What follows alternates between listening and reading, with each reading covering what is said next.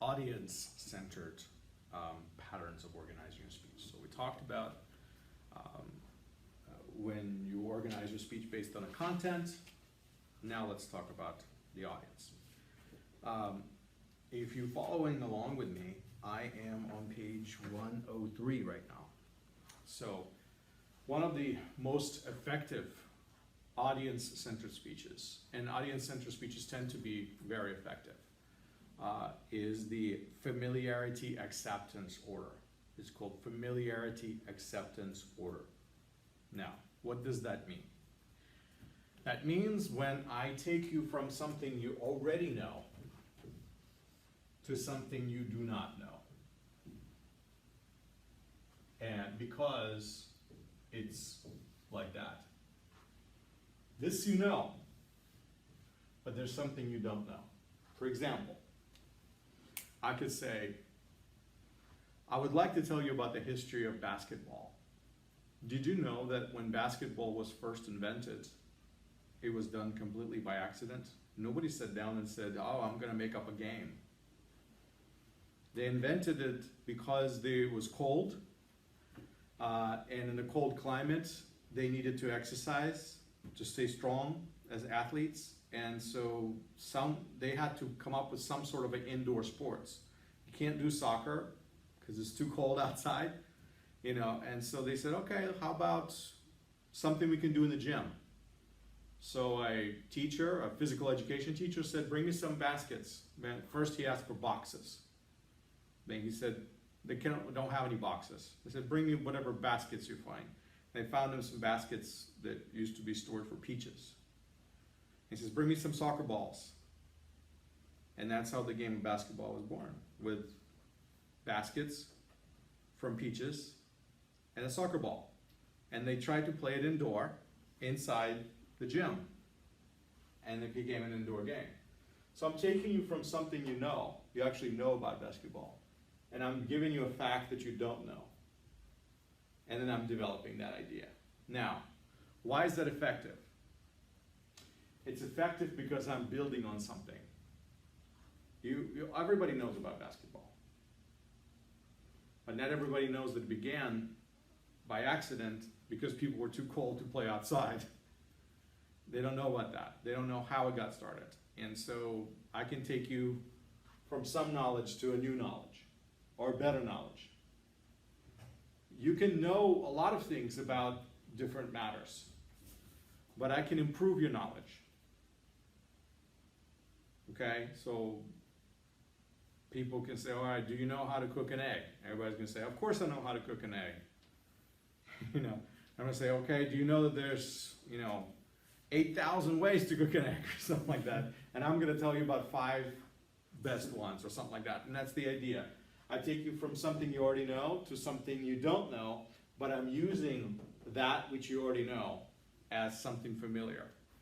It works really good because people tend to identify with the topic right away.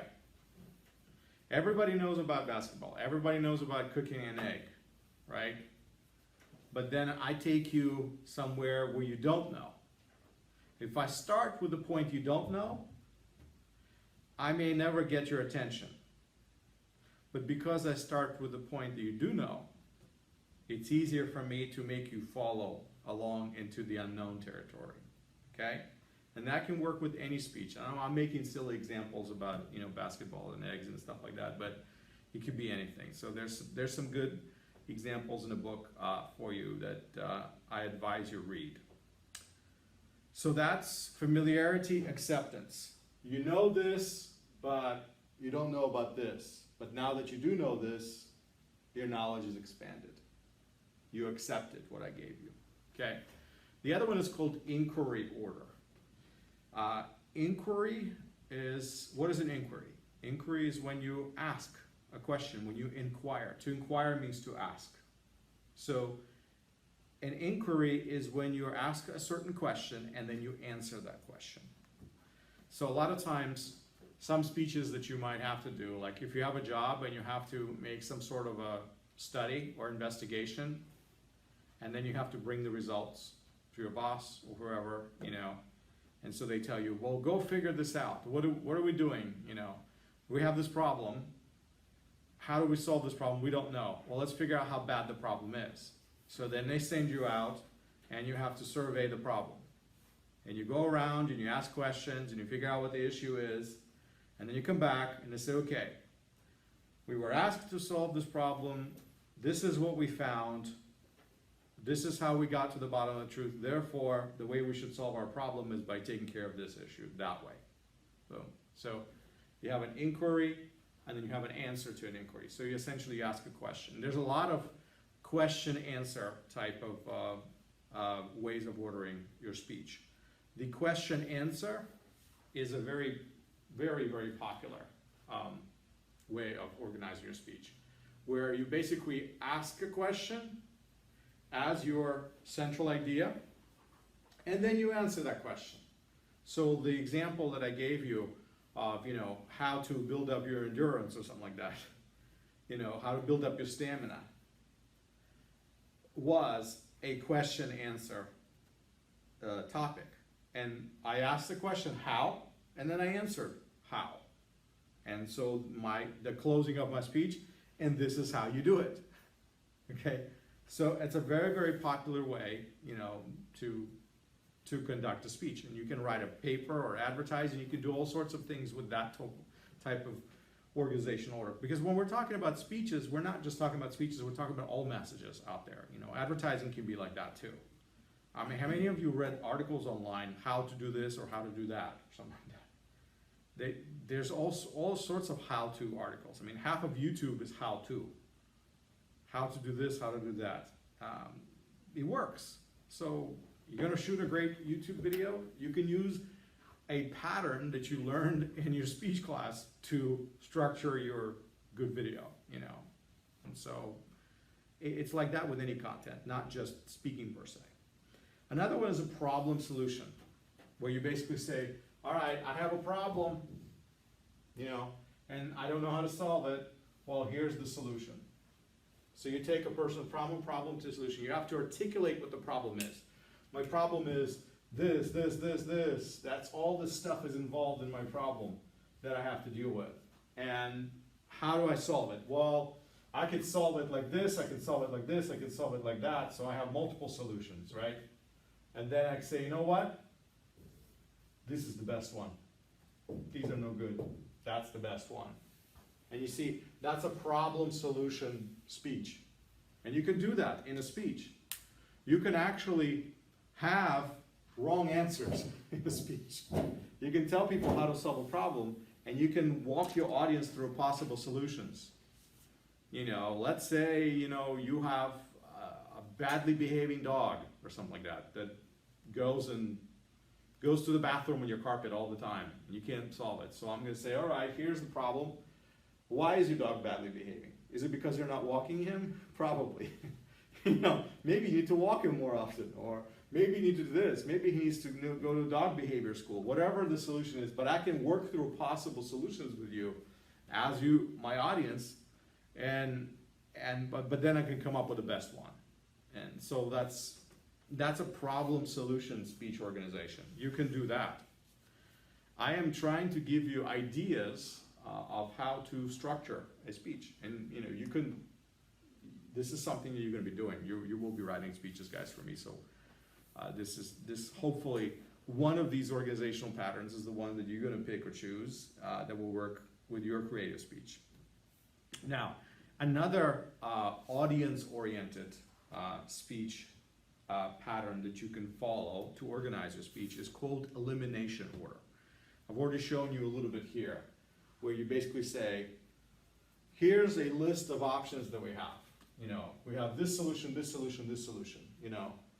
I am deciding which car insurance to buy. And here's the list of my contestants. I have A, B, C, D. And I'm going to say, this one gives me that. This one gives me the same things, but also does this. This one doesn't give me half of what these other guys give. And this one, oh, I don't know, this one is still overpriced. So you see what I'm actually doing is I am walking through my options with you in the speech, and I'm eliminating them one by one, so you know the choice A is my choice. That's the one I really want, because it's the best price and it's the best you know, options or something like that. So you could do an elimination order, and that's again another way of structuring your speech. You know, who says you can't structure a speech like that? If you decide to talk about how best to pick a health insurance or a car insurance or a bank or whatever, you can follow that pattern rather than other patterns that I have, you know, already, you know, highlighted from a textbook. So if you have like a list of choices and they're not obvious and you want to work through them, that is a really good speech pattern. Now, there's something about your speech that needs to make sense. Your speech has to be cohesive. Cohesive. I'm hoping that the word cohesive is a familiar word to you. Cohesive means it needs to work well together. It needs to stick well together. It needs to flow. I've already shown to you how, you know, the speech can flow a little bit, but there's something that I wanted to explain to you that can happen in a speech that's very, very useful. So obviously you have your central idea in the speech, right? So whatever your central idea is, then you have your intro, then you have your body, and your close. Now, there's a technique that's called forecasting. Forecasting. What is a forecast? About future. Of a future, good. So like when you watch a weather channel on TV and it tells you tomorrow it's going to rain. That's a weather forecast. They're trying to predict the future, right? So when I forecast something, I'm trying to tell you what is going to happen. So guess what? In my speech, I can forecast what I'm going to tell you. I can say, my speech is about choosing the best health insurance today. And what I'm going to do in my speech is I'm going to go through 5 different companies and highlight the services they provide and try to explain which one is the best choice. What did I just do? I forecasted what my speech is all about. In fact, I gave you away my outline. I have 5 companies that I'm going to go through. I told you that, remember? I said 5. So you know that when I get to number 5, I'm done. Then the rest is conclusion. So why am I forecasting? Why am I telling you what I'm going to do? To help you track, to help you focus, to help you stay with me. If I said, I'm going to review 75 banks, what are you going to say? You're going to say, I'm going home. I don't want to listen to that speech. It's too long, right? That's what you're going to say. I'm going to review 75 banks and all the services they offer. You're like, okay, see you next year. You guys are laughing because I'm being funny on purpose. I'm trying to explain to you that forecasting is important. When you tell your audience what to expect, then they expect that. And they can follow the pattern with you. You could say, I'm going to tell you about this problem, and I'm going to tell you about 4 possible solutions, and hopefully I can help you figure something out difficult in your life or something like that. You know, and that's the idea. But you don't just launch into your speech.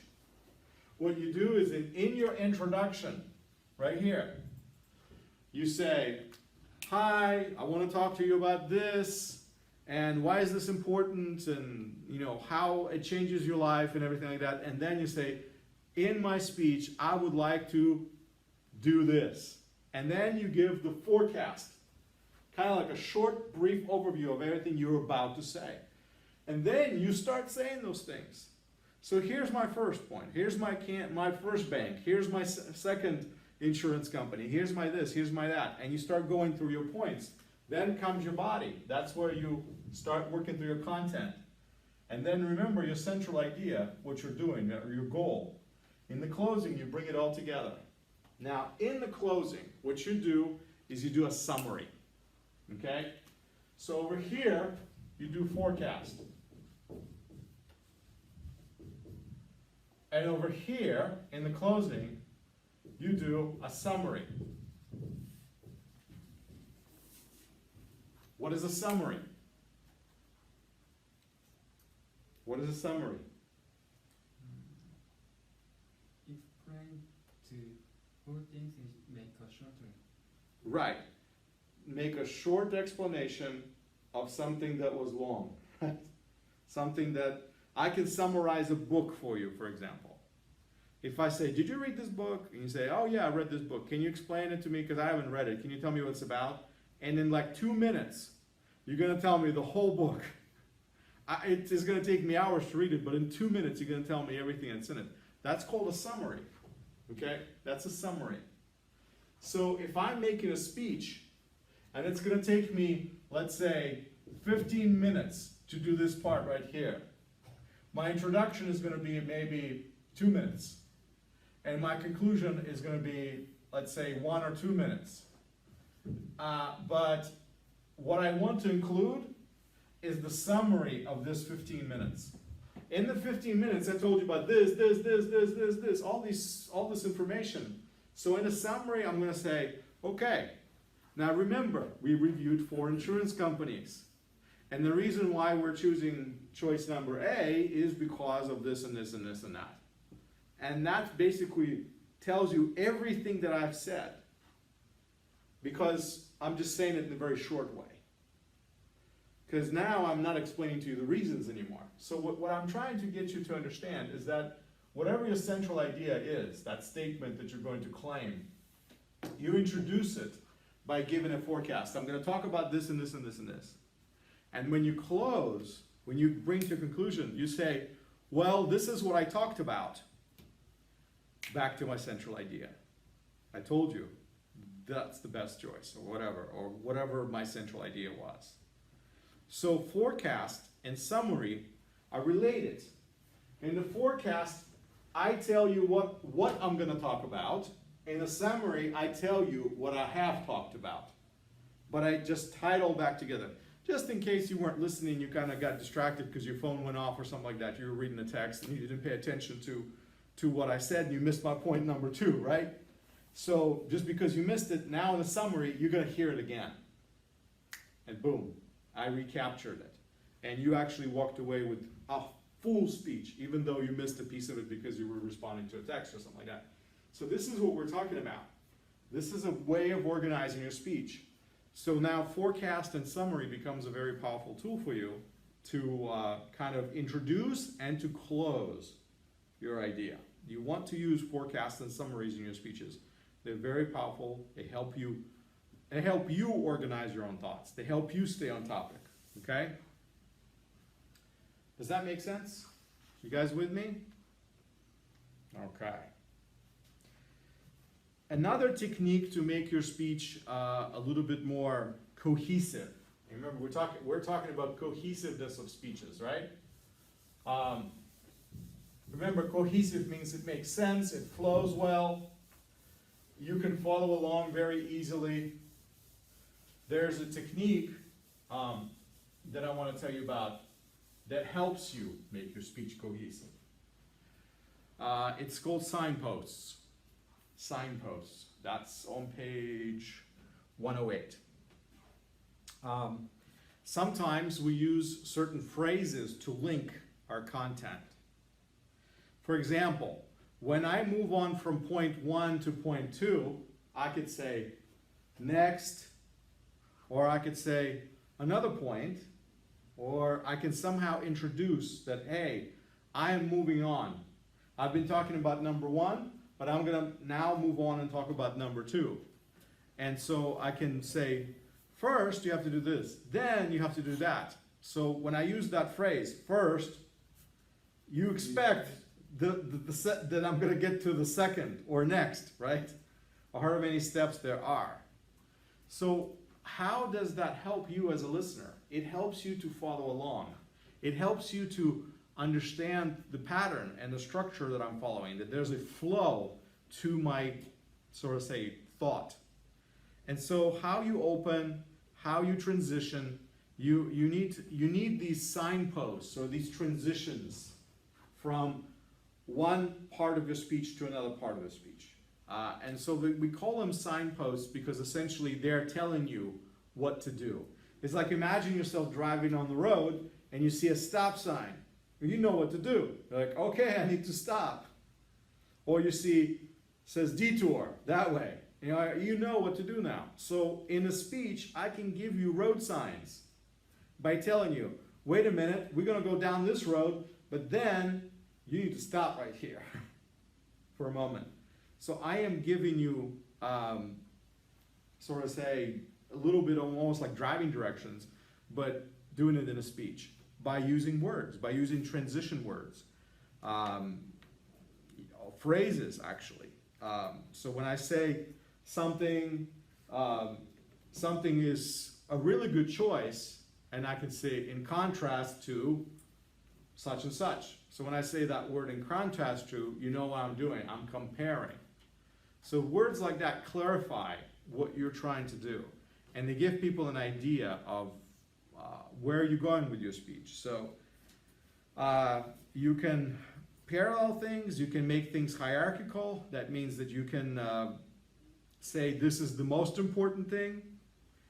If you can say, I have, 7 things that every single person should do every morning.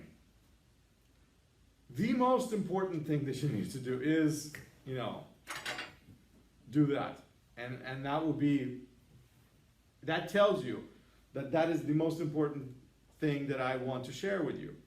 The next most important thing, or something like that, and I can move on to that. And then you're listening to my speech and you're just like, wait a minute, that's important, but it's not as important as what he said before. So whatever I'm talking about, it doesn't really matter. The topic doesn't matter. You understand? We can switch the topic any day. But it's the technique. What I'm trying to show to you is the technique. So paralleling or making a hierarchy of something, or comparing, contrasting, similarities, you can sort of say use these techniques to help people understand how you're thinking through this topic that you are discussing with them. And so signposts and forecasts help you make your speech more cohesive, okay? Do you guys think that you can try to use signposts and some forecasts and summaries in your speeches? Do you get them is the question. Because if you get them, that means you will know how to use them. Because they're not difficult. I just showed you how.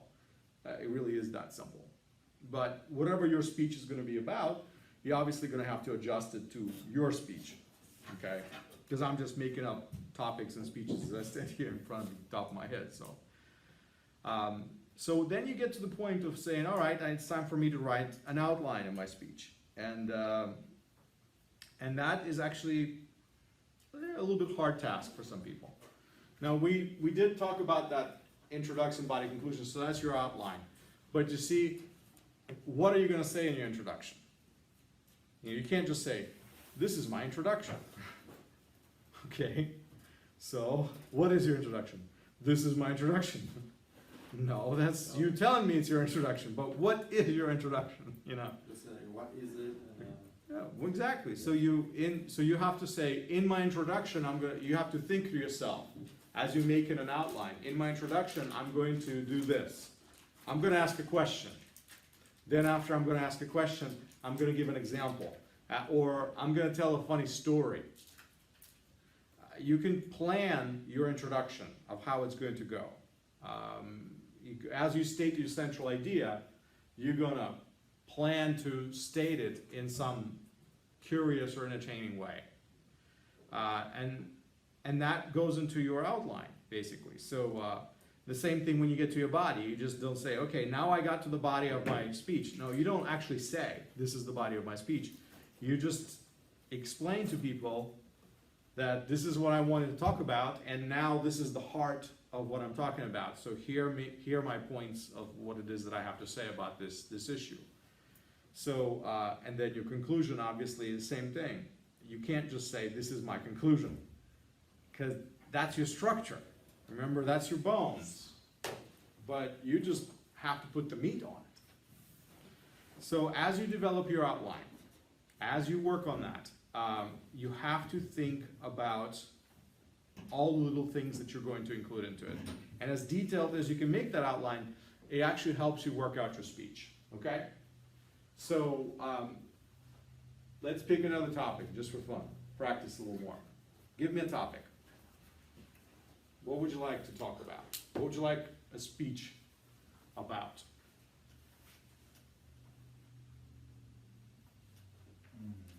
Okay. Yeah, all right, no problem, no problem. I'll see you later. So what would you guys like me to make up a speech about? Give me a topic, come on.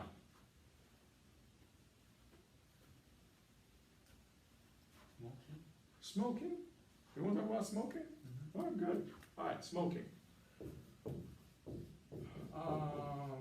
Let's see, smoking. Now, I'm going to make an outline about smoking. First, before I make any outlines, I have to decide what I want to say about smoking.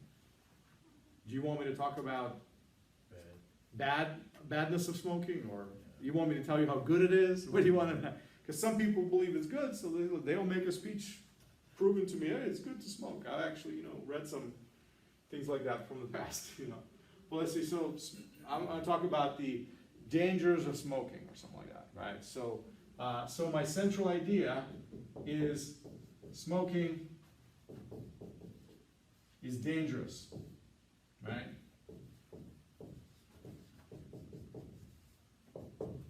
That's what I want to talk about. So, if I said that smoking is dangerous, then logically, in my speech, I'm going to have to list what are the dangers. So, danger number 1, danger number 2, danger number 3, danger number 4, and so on and so. Basically, I'm going to go through all the different dangers of smoking. Now, I'm going to have to introduce the smoking topic. And in my introduction, before I get to the body, I already know that my speech is going to have to be about how dangerous it is. And I'm going to have to think, okay, what are the dangers? I'm going to list them. I have to introduce my speech. So I have to say, some of you do not believe that smoking is dangerous. How do I know that? Because such and such percentage of people in America still smoke, or something like that. And so I'm saying, I'm not pointing fingers to anyone here in the crowd, right? But some of you are probably doing it. Why are you doing it? Because you don't think it's dangerous. That's okay. But sometimes people simply don't know what they don't know. So let me tell you about the dangers of smoking. See, what I did is I did an introduction, and I kind of got you pulled into the topic. So let me tell you about the dangers of smoking. You heard that phrase? That's my forecast. I just told you what I'm going to talk about. And the next thing I'm going to say is, I'm going to tell you about 4 things that happens to your body when you smoke. So there you go. Now I'm going to focus on these 4 things, right, that happen. So that's my forecast. But now I'm going to have to figure this out. So if I think about the first thing that happens, what is the danger of smoking? What happens to your body? Nicotine. It's going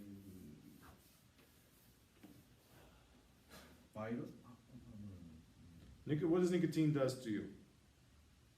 It affects your brain chemistry. So it affects your body. You're inhaling smoke. Obviously there's carbon, you have carbon. And then you have nicotine and all these different things. So you have to say, I can talk about the brain. Like this happens, your brain starts getting affected. And it sends chemicals into your brain. So that's why people smoke, because it gives them certain pleasurable effect, because it affects their brain. So their brain reacts a certain way. But the negative side of that effect is this. And so I can talk about that. But as I develop it, I'm going to have to develop this topic. And I need to explain. If I say this and this happens to your brain, I'm going to have to explain a little bit about the chemicals of the brain. So you see, that gives me another little sideway topic, right?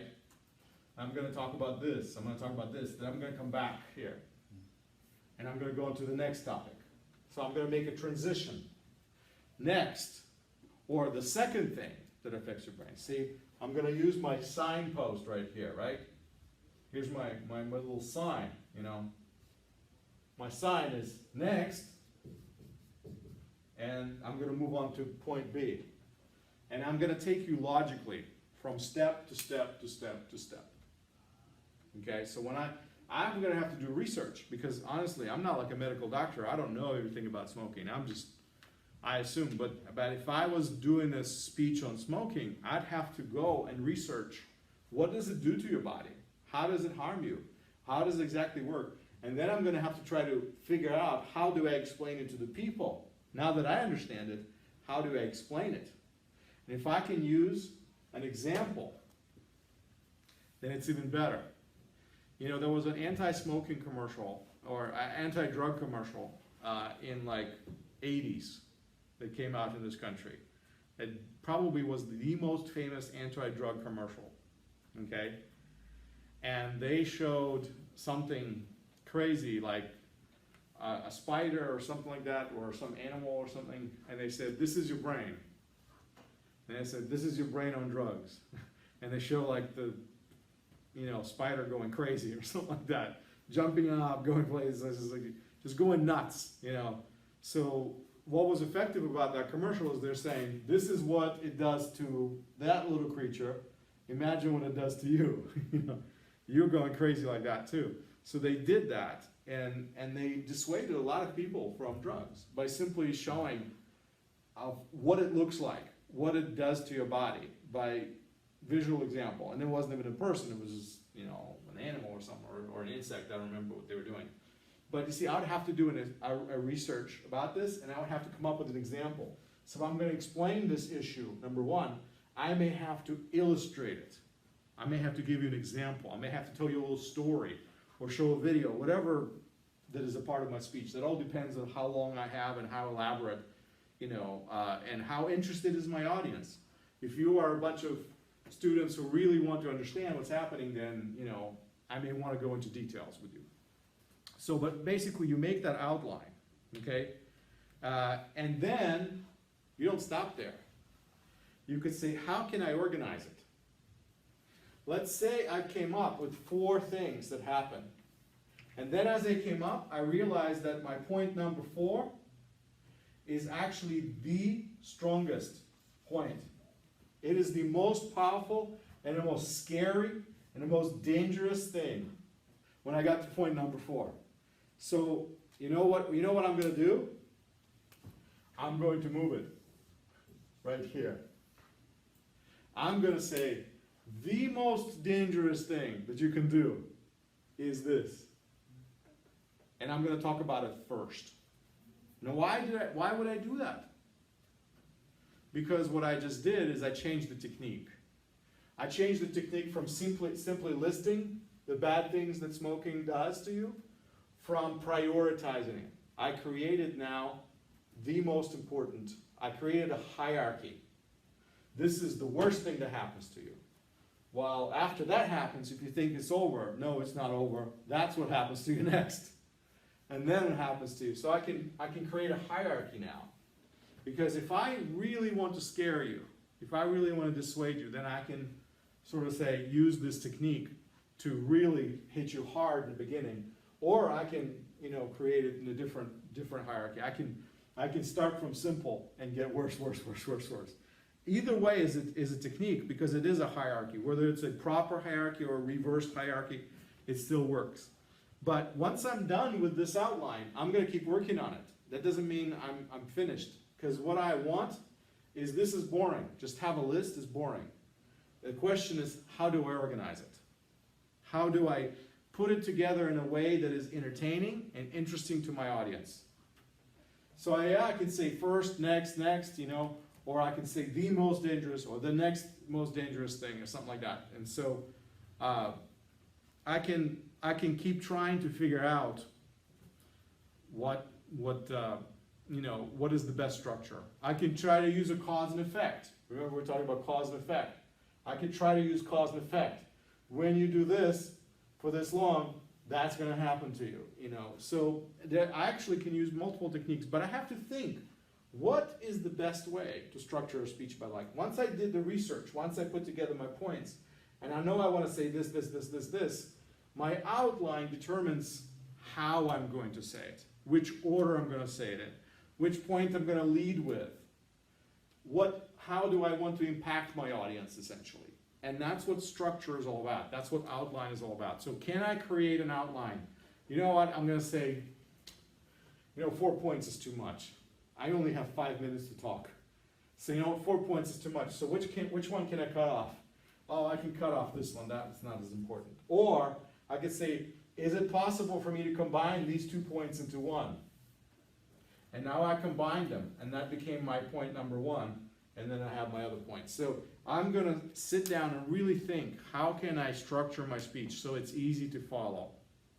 And I might have to organize it and reorganize it and change it a little bit, but that's what a good outline will happen, is because you're thinking about an audience, you're thinking about somebody else that you're talking to, and you're saying, wait, I know I can talk about all this stuff, but the point of me giving a speech is not just to get up and say things. I want to say things and I want them to remember what I said. I want them to catch it and take it home with them.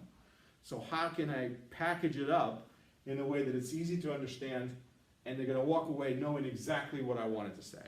And it's gonna be quick and to the point.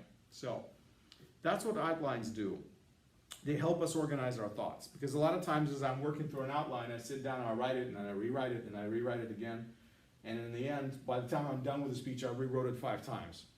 That's normal. But what happens in the end is clarity. Clarity. I come out as a much more focused speaker. And that is the goal that you want.